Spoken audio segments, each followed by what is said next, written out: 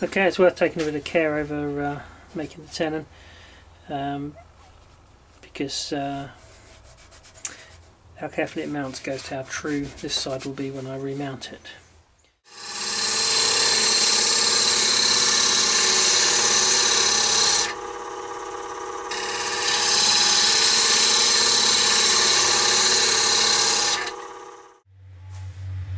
Right, I'm now ready to start filling with the two-part acrylic, but before I do I need to explain a little bit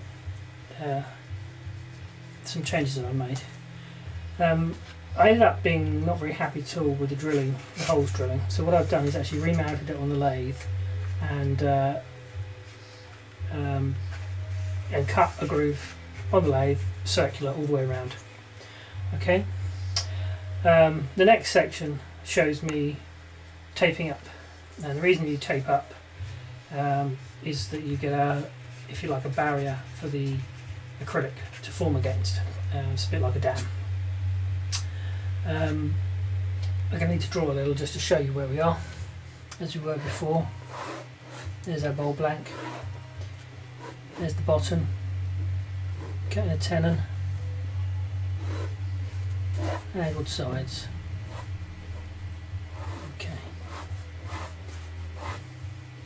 Okay, before I was going to drill holes down here, what I've ended up doing is actually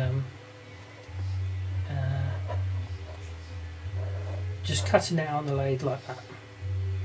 Okay. Now I'm going to build up the tape here so that we can fill acrylic up to there, and then when I turn this flat and then I turn the inside down, we'll have a ring of window all the way around. I'm going to use some cloth tape here and create that edge by winding the tape round.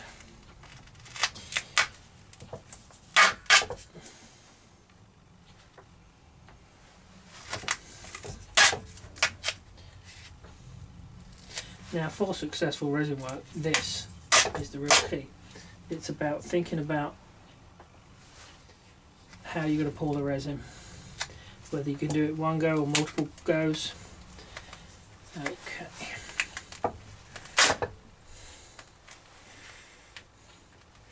Now, this tape, certainly sealing on this wood, will never keep the like a watertight or resin tight seal.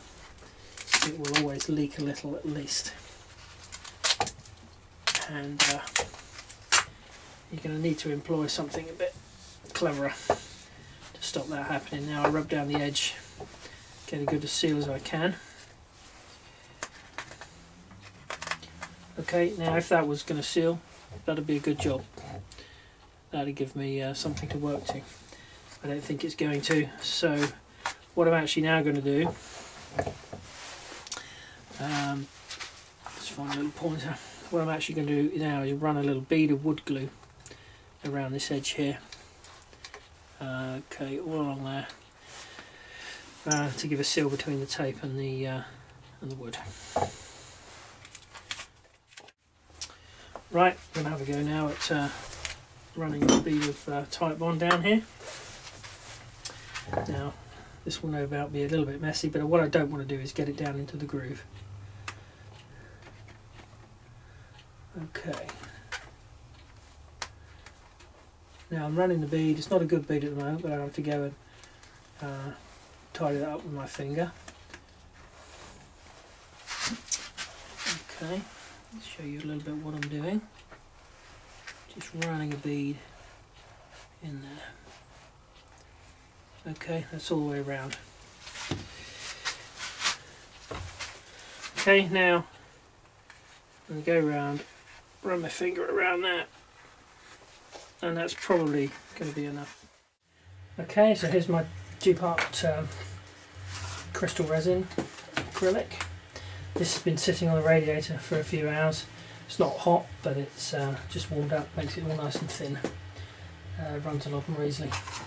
Cut the bottom of a washing up liquid bottle, and we're going to mix this up now. I believe 2 parts resin to 1 part hardener. Okay.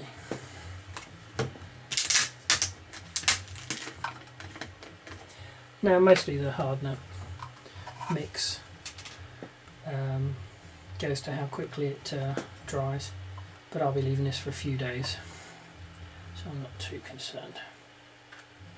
But judging it by eye, using this will be fine. Now the only thing I've really got to do is looking at this, I'll try and make a judgment as to how much resin I'm going to need, and I think we're going to go a little bit more than that.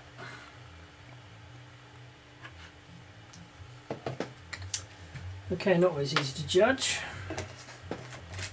I normally put too much in, which is not a good thing because it's not particularly cheap. Okay, so I'm going to be going nearly to the top of this. Okay, now it's really important that you mix this thoroughly. It will take a good few minutes, and not too vigorously either. If you mix it vigorously, you draw bubbles down into the mix, and you need to let them settle out before you pour, well, or after you pour in fact.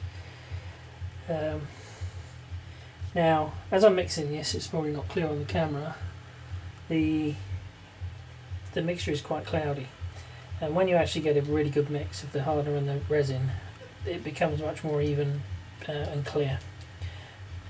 So I'm going to keep mixing.